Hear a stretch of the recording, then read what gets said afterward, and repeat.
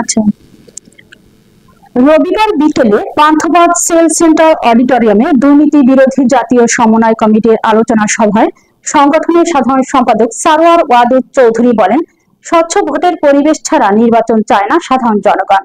বিস্তারিত থাকছে স্টাফ রিপোর্টারের প্রতিবেদনে। ৬৯-এর গণ অভ্যুত্থানের শহীদ আসাদের সহোদর ডক্টর আজিজুল্লাহ এম নুরুজ্জামানের সভাপতিত্বে বক্তব্য রাখেন সাবেক মন্ত্রী নাজিম উদ্দিন আল আজাদ, সাবেক বিচারপতি ডাক্তার মোহাম্মদ আবু তরিক, কর্নেল অবসরপ্রাপ্ত ডক্টর প্রকৌশলী আনোয়ার হোসেন, লেফটেন্যান্ট কর্নেল অবসরপ্রাপ্ত আবু ইউসুফ জোবায়ের উল্লাহ, ডক্টর শফিকুল ইসলাম কানু, ডক্টর প্রকৌশলী লুৎফর রহমান, পারভীন নাসের খান ভাসানী, সাবেক বাণিজ্য উপদেষ্টা শওকত আলী খান, আবুল কালাম আজাদ, নজরুল ইসলাম, গবেষক কবি H M Siraj, advocate Abul Bashar, কবি কাজী আলম, হাসিবুল হাসান রাজীব সহ অন্যান্যরা। বক্তারা বলেন, 52-এর ভাষা আন্দোলন, 69-এর গণ অভ্যুত্থান, 71-এর মহান মুক্তিযুদ্ধ ও 24শে জুলাই গণ অভ্যুত্থানের বীর শহীদ এবং দেশপ্রেমিক যোদ্ধাদের রক্তের সাথে বেইমানি করে নতুন ফ্যাসিস্টকে ক্ষমতায় বসানোর চেষ্টা করছে যারা, তাদেরকে বাংলাদেশের 87% নির্যাতিত নিপীড়িত মজলুম জনগণ প্রতিহত করবে। 13% সুযোগ সন্ধানী, চাঁদাবাজি, দুর্নীতিবাজ, ভূমিদস্যু, সন্ত্রাসী, মাফিয়া, সিন্ডিকেট, রাজনৈতিক দুর্বৃত্ত, ব্যবসায়িক দুর্বৃত্ত, আমলা দুর্বৃত্ত থেকে বাংলাদেশকে রক্ষা করতে আসুন আমরা সবাই। জাপান, সিঙ্গাপুর, মালয়েশিয়ার মতো দুর্নীতিমুক্ত বাংলাদেশ গড়ি। রাজনৈতিক দল সমূহের পাশাপাশি বাংলাদেশের সকল শ্রেণী পেশার দেশপ্রেমিক প্রতিনিধিদের সঙ্গে আলোচনা সহ চিরদিনের জন্য স্বৈরশাসক মুক্ত রাষ্ট্র প্রতিষ্ঠার মুক্তি সনদ 11 দফা দাবির সমাধান প্রস্তাব বিষয়ে দুর্নীতি বিরোধী জাতীয় সমন্বয় কমিটির সঙ্গে জরুরি আলোচনার জন্য মাননীয় প্রধান উপদেষ্টার প্রতি অনুরোধ জানান। দফা 1, দুর্নীতিবাজদের কঠোর শাস্তির বিধান কার্যকর করা। দফা 2, সরকার পদ্ধতি ও রাজনৈতিক দলের সংস্কার কার্যকর করা। দফা 3, আইন ও বিচার বিভাগ সম্পূর্ণ স্বাধীন কার্যকর করা। শিক্ষা ব্যবস্থার টেকসই উন্নয়নের জন্য জাতীয় শিক্ষা সংস্কার কমিশন গঠন কার্যকর করা। দফা 5, সংবিধান সংশোধন ও সংস্কার কার্যকর করা। দফা 6, বৈষম্য বিরোধী ছাত্র জনতার জুলাই গণ অভ্যুত্থানের ইতিহাস পাঠ্যপুস্তকে অন্তর্ভুক্তকরণ। দফা 7, সম্পূর্ণ স্বাধীন দুর্নীতি দমন ও প্রবীণ কল্যাণ মন্ত্রণালয় গঠন কার্যকর করা। দফা 8, ভোটার ক্লাবের মাধ্যমে সম্পূর্ণ প্রশাসন মুক্ত স্বচ্ছ ভোটাধিকার প্রয়োগ পদ্ধতি সহ স্বাধীন নির্বাচন কমিশন সংস্কার ও পুনর্গঠন কার্যকর করা। দফা 9, স্বাধীন পাবলিক সার্ভিস কমিশন সংস্কার ও পুনর্গঠন।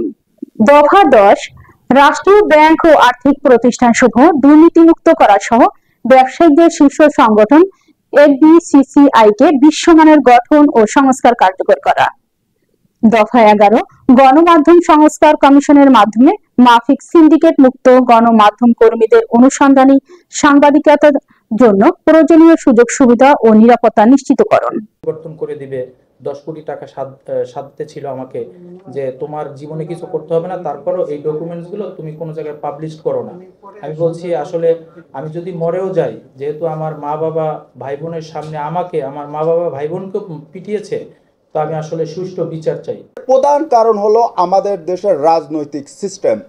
এই রাজনৈতিক সিস্টেম আমাদেরকে গ্রাস করে ফেলছে। আমাদের দেশে 2টা পরিবারতন্ত্র। আজকে আপনি যাকেই কোনো কিছুতে দুর্নীতিতে ধরতে যান না কেন, সে তার নিজের একটা না একটা পরিচয় দিবেই, যে আমি এই দল করি, না হয় অন্য দল করি। অপরাধী সন্ত্রাসদেরকে তুলে নিয়ে আসবে, দেশকে মাদক মুক্ত করবে, কিন্তু অবশেষে প্রমাণিত হলো তিনি নিজেই তার প্রধান গডফাদার। আন্দোলন করে তোলার জন্য সশস্ত্র রয়েছেন, সবাইকে আমরা অভিনন্দন জানাচ্ছি। 4 বছর ধরে দুর্নীতি বিরুদ্ধে কাজ করছি। সেল থেকে কয়েকটা মিটিং করেছি, অন্যান্য জায়গায় করেছি, তবে এটা সারা বাংলাদেশে ছড়াই দিতে হলে সাধারণ মানুষের কাছে পৌঁছাইতে হবে। প্রয়োজন আমাদের করতে হবে, লাঠি পিটা করতে হবে, কারণ দুর্নীতিবাদদের করতে হবে। কি পরিমাণে বেড়েছে, কি পরিমাণে আমাদেরকে সমস্যার ভিতরে ফেলেছে, কি পরিমাণে দেশকে আজকে ধ্বংসের মুখে, এটা ব্যাপারে কি আপনাদের কোনো সন্দেহ আছে? আমাদের দেশ থেকে প্রায় 324 বিলিয়ন পাচার হয়ে গেছে। 324 বিলিয়ন প্লাস বিগত সরকার 22 বিলিয়ন। অর্থাৎ যদিও 6 ডিসেম্বর থেকে লুটপাট শুরু হয়েছে, এটা আজও অব্যাহত রয়েছে। এই লুটপাটকারীরা সমাজে মাথা উঁচু করে দাঁড়িয়ে আছে। তারা যতক্ষণ পর্যন্ত এই উঁচু মাথাকে আমরা নিচে পদদলিত করতে পারবো না, ততক্ষণ পর্যন্ত আমরা আমাদের প্রশান্তি নাই এবং দেশ দুর্নীতিমুক্ত হবে না। এই উত্থানটাই হয়েছে তৃণমূলের সাহায্যের কারণে, আমরা সেটা করতে হবে। শুধু একটা কথা বলি, রাজনীতি থেকে টাকা ইনকাম করার সুযোগটা বাদ করে দেন, সব লোক জমিতে গিয়ে কাজ করবে। তাহলে দুর্নীতি কিভাবে হয় এইটা আগে শনাক্ত করতে হবে। ডাক্তারের কাজ হচ্ছে আগে রোগটা শনাক্ত করা, রোগের উৎপত্তি কোথা থেকে হচ্ছে, তারপরে হচ্ছে তার ট্রিটমেন্ট, ওষুধ হচ্ছে তারপরে। চলমান থাকে কখন? যখন আইনের প্রয়োগ হয় না। যদি আইনের প্রয়োগ হয়, শাস্তির যদি ব্যবস্থা থাকে, তাহলে দুর্নীতি বন্ধ হবে। করেছি কারণ আমি একজন সিকিউরিটি এক্সপার্ট, আর আমি দেখতেছি করাপশনটা সিকিউরিটির কারণ, দেশটার সিকিউরিটি নিরাপত্তার কারণে হারিয়ে যাচ্ছে। এই 11টা দফা যাতে বাস্তবায়ন আমরা করতে পারি, এটা আমাদের দেশের মানুষের মুক্তি সনদ। আচ্ছা বলেন, দুর্নীতি এটা করে কে? যে ভ্যান চালায়, রিক্সা চালায়, ওরা করে? যারা ক্ষমতায় আছে, বড় বড় পদ দখল করে, এসির ভিতরে আছে, বড় বড় চেয়ারে বসে থাকে, এরাই কিন্তু দুর্নীতি করে। আমার কুমার তাঁতি মেহনতি মানুষ, এখানে প্যান্ট শার্ট পরা মানুষ কেউ যুদ্ধ করে নেই, যুদ্ধ করেছে সাধারণ মানুষ, রাখাল কামার কুমার তাঁতি মেহনতি মানুষেরা। আর কোট পরা মানুষেরা এখন দুর্নীতি করে করে কোটি কোটি টাকা কামাই করতেছে। তারা এদেরকে এখন ন্যাংটা করে করে রাস্তার মধ্যে ছেড়ে দিতে হবে, এদেরকে মারতে হবে। যেমন আমাদের রোগ ভাই বলে গেছেন যে চাবুকের বাড়ি দিয়ে তাদেরকে নামাইতে হবে। দুর্নীতি মুক্ত কিনা এইটা নিজের বিবেকের সাথে আলাপ করে নিতে হবে।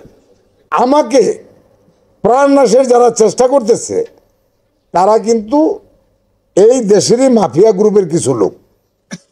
তাদের সমস্যা যে আমি এই মাফিয়া গ্রুপের বিরুদ্ধে কথা বলি। আজকে তারা যে এই গ্রুপগুলি হাজার হাজার কোটি টাকার মালিক হয়েছে, তারা আজকে এই দেশটাকে শোষণ করতেছে। তাদের এই শোষণের থেকে মুক্তির জন্য আমি আমার জীবন উৎসর্গ করব। বাংলাদেশের ছাত্র জনতা যেভাবে জীবন দিয়ে একটা ফ্যাসিস্টকে বিদায় করেছে, আরেকটা ফ্যাসিস্টকে ক্ষমতা আনার জন্য আপনারা যদি ঘরে বসে, আমি কি করব? আমার ভাই অপরাধ করছে, আমি কি করব? আমার বোন অপরাধ করছে, কি করব? আমার ওই 11 দফার মধ্যে সংক্ষিপ্তভাবে এই কথাগুলি বলা আছে।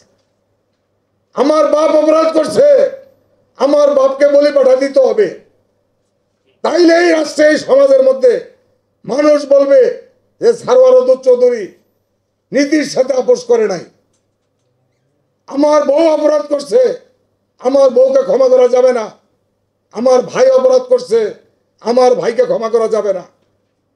সেই মানসিকতা নিয়ে যারা নয় এবং সত্যের পক্ষে, সাদাকে সাদা কালোকে কালো বলার যাদের সাহস আছে, তারাই শুধু আপনারা এই দুর্নীতি বিরোধী জাতীয় সমন্বয় কমিটির সাথে যুক্ত হয়ে জনগণের মাঝে আপনাদের জীবন বিলিয়ে দেন।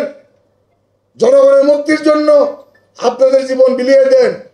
আর যদি কোনো রকমের আপোষ সভা করতে চান, তাইলে এই সংগঠন করে আমাদেরকে বিভ্রান্ত করার দরকার নাই।